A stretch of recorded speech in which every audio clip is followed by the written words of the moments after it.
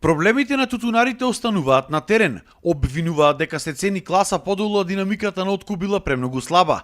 За надминување на проблемот во среда имаат нова средба со министерот за земјоделство и откупувачите, на која ќе одат поделени. Од една страна иницијативниот одбор на тутунарите, а од друга страна Сојузот на земјоделски здруженија.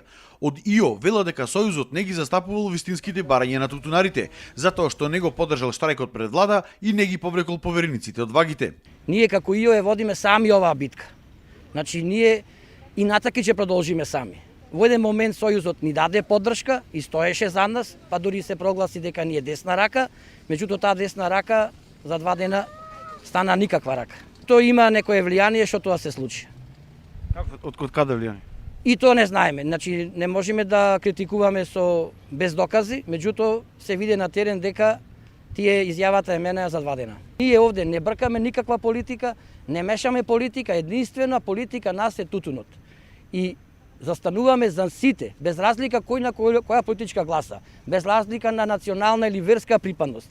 Од Сојузот признаваат дека динамиката на откуп е слаба, а цената не е покачена. Бараат пунктовите да работели во сабота, да се укине проценката по шифри, да се цени по класи и што побрзо да се откупили вишокот на тутун. Цената до вторникот, значи 167 запирка нешто тоа е мало, многу благо за нијанса е. Сега да видиме денешниот ден како ќе протечи и се ќе зависи од средбата која ќе имаме со министерот и со премиерот и со откупувачите. Да видиме и со вишокот кога ќе се делат картони, кога тој ќе биде преземен, затоа што ние бараме да биде и тој вишок почне да се земи тековно, за да законскиот рок биде откупен, да не останува тутун за во март и за покасно.